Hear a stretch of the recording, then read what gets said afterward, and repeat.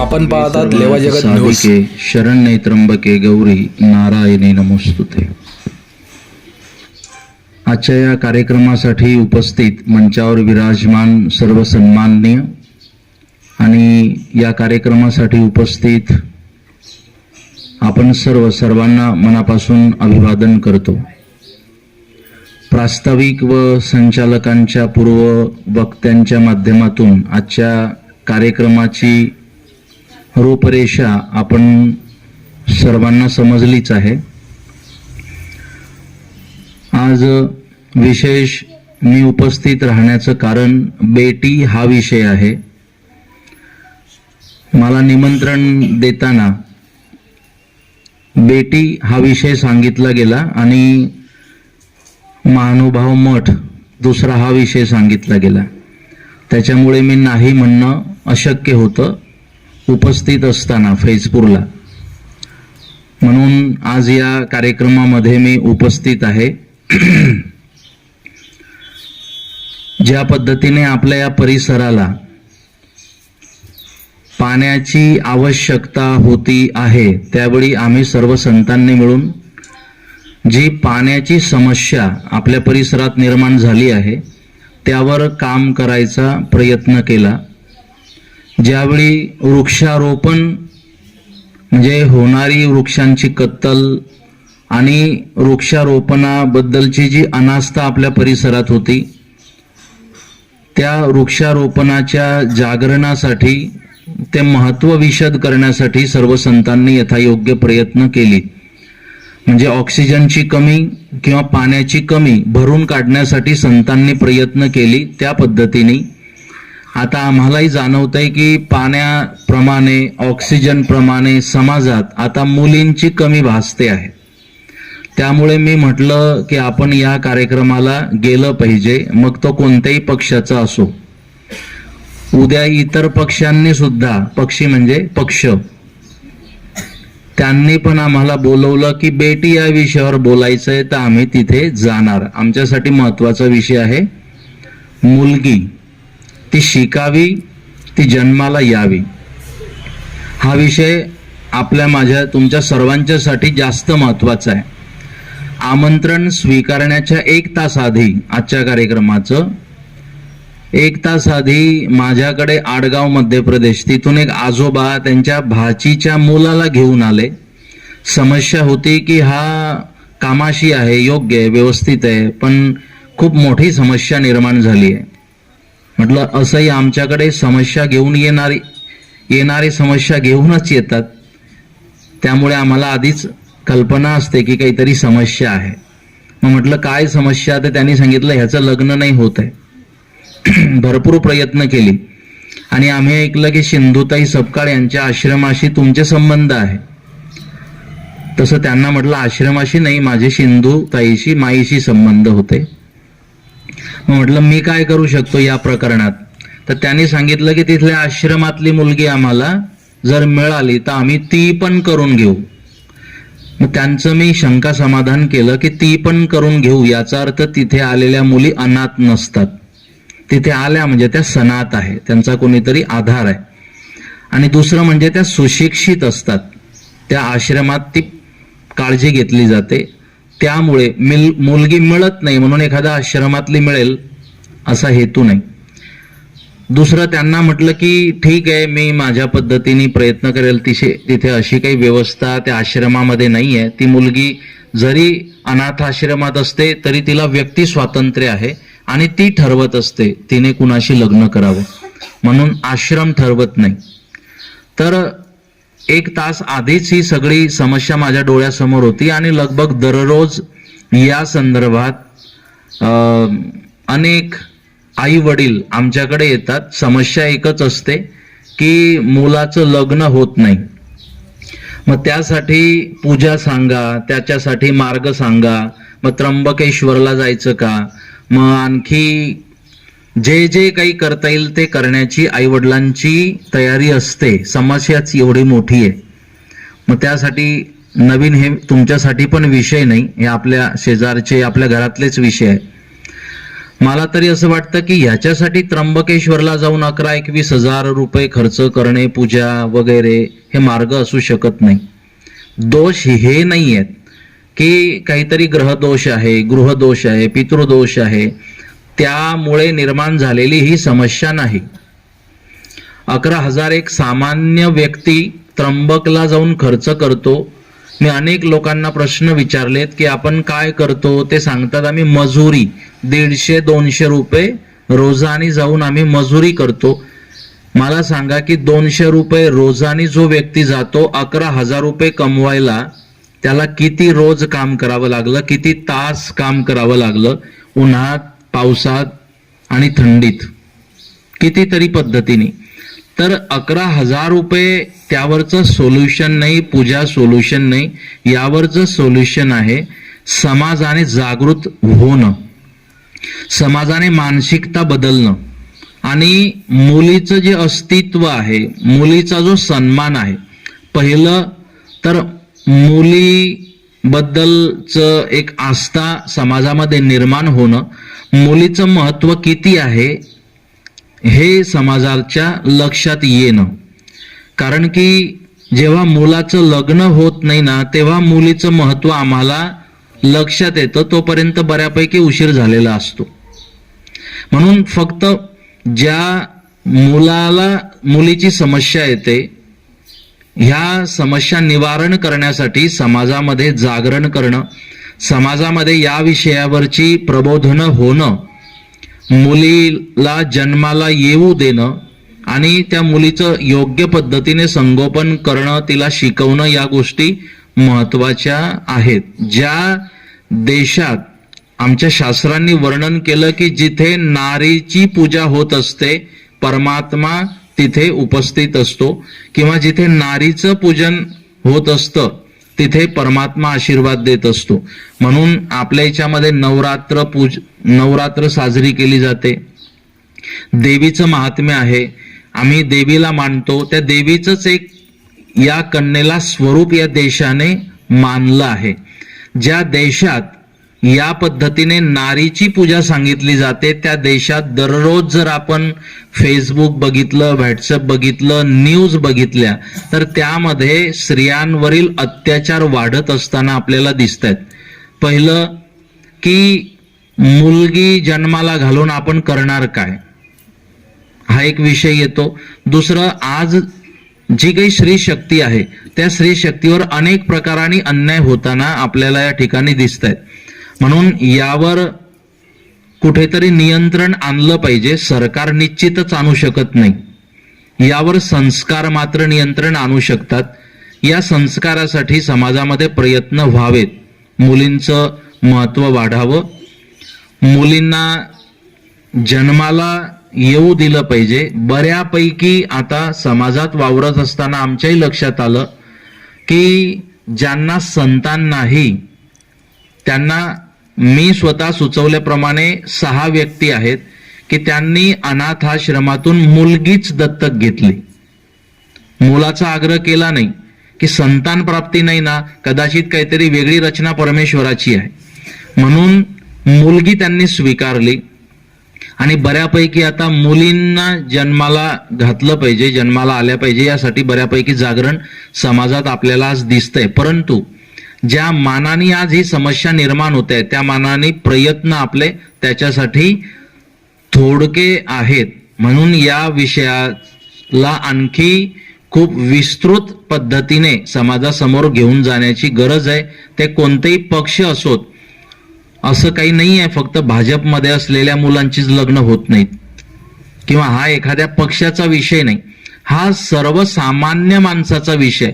म्हणून सर्वांनी या विषयाला लक्ष देणं, याचा विस्तार करणं, या विषयाचा, हे सर्वांच्यासाठी आवश्यक झालंय.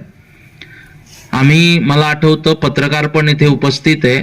लगभग 3 वर्षापूर्वी हा समोरचा वृक्ष आम्ही इथे वृक्षारोपण केलंय त्यावेळी, आणि हा वृक्ष इथे वृक्षारोपण करून मग बाकी वृक्षारोपणाची कार्यक्रम सावध्यात सुरू केली होती. आज 3 वर्षापूर्वी हे जेव्हा रोपटं आम्ही लावलं तेव्हा एवढं होतं, 5 फूट. 5 फुटाचं रोपटं आज जर आपण बघितलंय 3 वर्षामध्ये, तर ते 25-30 फुटापर्यंत तो वृक्ष गेलाय आणि तो फुल ऑक्सिजन आता द्यायला तयार झालाय. याचा अर्थ की ठीक आहे, आपण एक छोटंसं रोपट आहे जे पंतप्रधानांनी लावलंय, पण याला खतपाणी घालून याचं जर आपण पोषण केलं तर निश्चित ऑक्सिजन देणारा एक वृक्ष त्यामध्ये त्या रोपट्याचं रूपांतर होऊ शकतं. याचा अर्थ की प्रयत्नांती परमेश्वर, प्रयत्न केली पाहिजेत. म्हणून या विषयाच्या जागरणाची खूप जास्त आवश्यकता आहे. फक्त आज मुली कमी झाल्यात, मुलांची लग्न होत नाही असं फक्त बोंबा मारून किंवा फक्त चर्चा करून याविषयी फक्त नाराजी व्यक्त करून चालणार नाही. याविषयी समाजामध्ये जागृती करणं, मुलींना जन्माला येऊ देणं, त्यांना शिकवणं, त्यांच्याबद्दल एक आदर निर्माण करणं, त्यांचा सन्मान समाजामध्ये होणं हे जास्त आवश्यक आहे. म्हणजेच सांगायचा मुद्दा फक्त चर्चेतून नाही तर कृतीतून या वास्तविकतेला आपण स्पर्श केला पाहिजे. मुलीचं महत्व विशद करत असताना एक दृष्टांत देतो, वक्त्यांच्याही कामा येईल या विषयावर जेव्हा बोलायला जातील तेव्हा. की एके दिवशी पती पत्नी त्या मुला मुलीचं लग्न झालं आणि लग्न झाल्यानंतर दोघं, मुलगा आई वडिलांचं घर सोडून शहरात राहायला जातो. दोघांनी एक नियम केला, शहरात राहायला गेल्यानंतर आज ती पण एक मोठी समस्या आहे. आई आणि वडील परिवार यांच्याबद्दल आजच्या तरुणांमध्ये जी अनास्था दिसून येते ना, ही खूप मोठी समस्या आहे. की ज्यांनी आपल्याला जन्म दिलाय त्या आई वडिलांच्या विषयी आपल्या मनात अनास्था निर्माण होणं यापेक्षा मोठी समस्या कोणतीच नाही सध्या तरी. म्हणून मुलगा सुनेला घेऊन शहरात राहायला जातो. दोघांनी एक नियम केला की रात्री 12 वाजेच्या नंतर आपल्या घरी कुणीही पाहुणा आला, कुणीही, तरी आपण दरवाजा उघडायचा नाही. आता कोणत्या कारणाने हा नियम केला हे त्या दोघांना माहित. मला फक्त हे समजलंय की त्यांनी असा नियम केला होता. दोघांनी नियम केला. एक 8-15 दिवसांनी काय झालं, मध्यरात्री दरवाजा कुणीतरी ठोकला, दरवाजा कडी वाजवली. यांनी कानोसा घेतला तर या सुनेच्या लक्षात आलं की माझे सासू सासरे आलेत. मग ही म्हणते आपला नियम आठवतोय ना तुम्हाला की रात्री 12 वाजेनंतर दरवाजा उघडायचा नाही. म्हणे हो अगं, पण ते माझे आई वडील आहेत. म्हणे ते कुणीही असो, तुम्ही सांगितलं होतं 3 वेळेला, कुणीही असलं तरी. मग ते दरवाजा उघडायचा आणि तिने दरवाजा उघडू दिला नाही. याने भांडण काय केलं, याने काय वगैरे, ती दरवाजाच्या समोर उभी राहिली, दरवाजा उघडणार नाही उघडला दरवाजा. म्हणजे ठीक आहे, आता ते बोललं गेलं, माझ्याकडून करणार काय. पुढच्या 1 महिन्यानंतर काय झालं, 12 वाजेनंतर परत कुणीतरी दरवाजा वाजवला. आता या दोघांनी कानोसा घेतला, आज हिचे आई वडील होते. हा म्हणे आपलं ठरलंय, त्या दिवशी माझ्या आई वडिलांना तू परत पाठवलंय, आता तर तुझे आई वडील सुद्धा परत जातील. हे म्हणते हो, ते चांगलं वाटणार नाही. एवढ्या रात्री ते जातील कुठे, त्यांना चांगलं वाचता येत नाही, ते चांगले शिकलेले नाही. एवढ्या मध्यरात्री ते कुठे बसतील, कुठे फिरतील. आज मला भेटायला माझी काळजी म्हणून ते इथे आले. सध्या बसेस पण बंद आहे, व्यवस्था नाही, ते जातील कुठे मध्यरात्री. दरवाजा मी उघडणारच. म्हणे तू उघड, मग मी तुला बघ शिक्षा करेन. ही दरवाजाच्या समोर कडी उघडायला जाते. ही म्हणते मला तुम्ही माझी हत्या करायची करा, जे करायचं ते करा, मी दरवाजा उघडणार, माझ्या जीवाचं वाटेल ते झालं चालेल, पण मी एवढ्या मध्यरात्री माझ्या आई वडिलांना वापस पाठवू शकत नाही. कडी उघडली, आई वडिलांना आत घेतलं. याचं बोलण्यापुरतंच असतं ना, बाकी काय करणार, हा शांतच राहिला. पण याच्या लक्षात आलं काय घडलं, हे सगळं त्याने लक्षात ठेवलं. काही 1-1.5-2 वर्षानंतर यांच्या घरी एक मुलगा जन्माला आला. ह्याने काही कौतुक केलं नाही, सांगितलं न सांगितलं, दुसरं पुत्ररत्न झालं. दुसऱ्या 1.5-2 वर्षाने काही कौतुक केलं नाही. पण आता 3ऱ्या वेळी योग राहिला, गर्भ राहिला आणि आता 3ऱ्या वेळी मुलगी जन्माला आली. जेव्हा ह्याच्या लक्षात आलं मुलगी जन्माला आली, ह्याने गाव पंगत दिली, जलेबीची पंगत दिली, खूप दान धर्म पूजा विधी सगळं काही केलं, आनंदाने थाटामाटात केलं. पत्नी हे सगळं आटोपून झाल्यानंतर विचारते, हे सगळं मुलगा झाल्यानंतर करायचं असतं. 2 मुलं झाली, तुम्ही काही कौतुक केलं नाही, 1.25 पावशेर पेढे नाही वाटले. आणि मुलगी झाली तेव्हा एवढं गावभर जेवण आणि एवढं सगळं करायचं कारण काय? तेव्हा ह्या पतीने उत्तर दिलं की म्हणे मी मुलगी जन्माला आली नंतर कौतुक यासाठी केलं की आता माझ्या लक्षात आलं मुलगी झाली म्हणजे आता एक घर माझ्यासाठी असं निर्माण झालं की ते 12 वाजेनंतर पण उघडणार. आता काही झालं तरी एक घर असं आता माझ्यासाठी एक तयार असणार. माझ्या कोणत्याही अवस्थेत, माझ्या शेवटच्या श्वासापर्यंत एक मला मदत करणार. रात्री 12च्या नंतरही एक दरवाजा असा निर्माण झाला, तो उघडू शकतो कोणत्याही परिस्थितीत. म्हणून मुलीचं कौतुक केलं. आता लक्षात आलं ते तेव्हाच्या ह्याने लक्षात ठेवलंय ते आता याने कृतीतून करून दाखवलं. याचा अर्थ मुलगी, जसं इथे पूर्वीच्या वक्त्यांनी सांगितलं की ते दोनही घराचा दिवा असते मुलगी.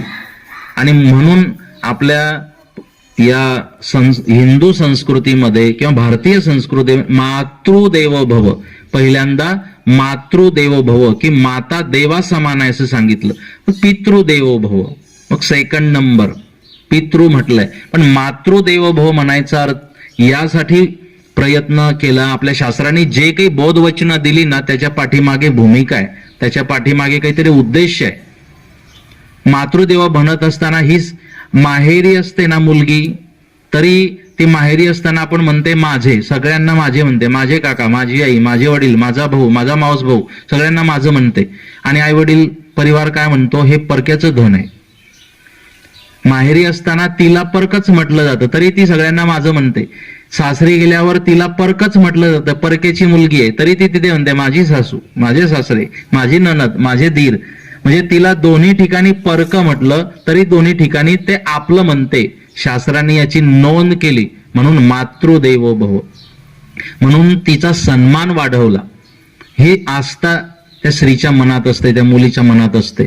म्हणून यासाठी सगळ्यांनी गरज आहे प्रयत्न करायची.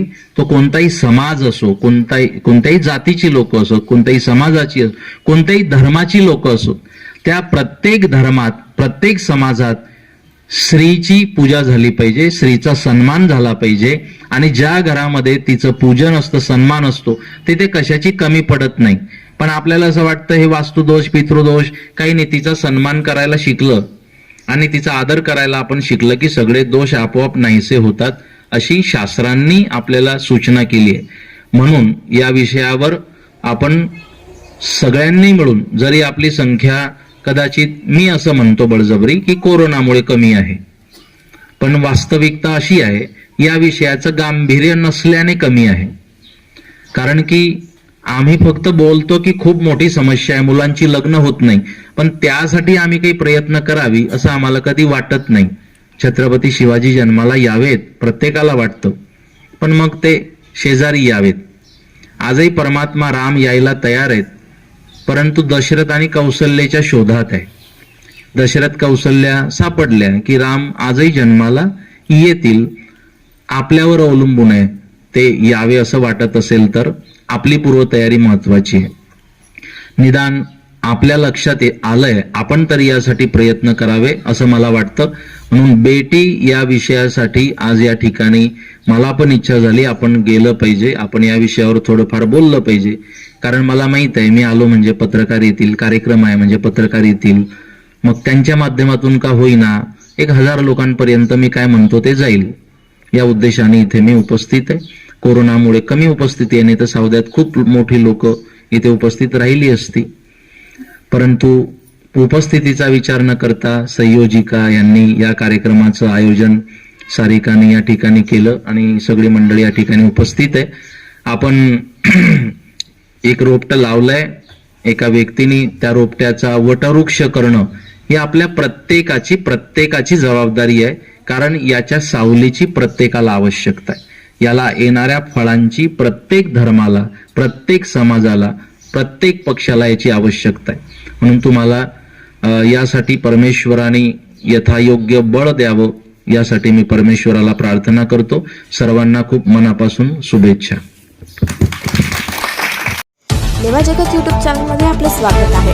आपल्या परिसरातील ताज्या घडामोडी बघण्याकरता आमचे चॅनल सबस्क्राईब करा आणि आपल्या मोबाईलवर बघा ताज्या बातम्या व कमेंट करून प्रतिक्रिया जरूर कळवा. बघत रहा लेवा जगत. धन्यवाद.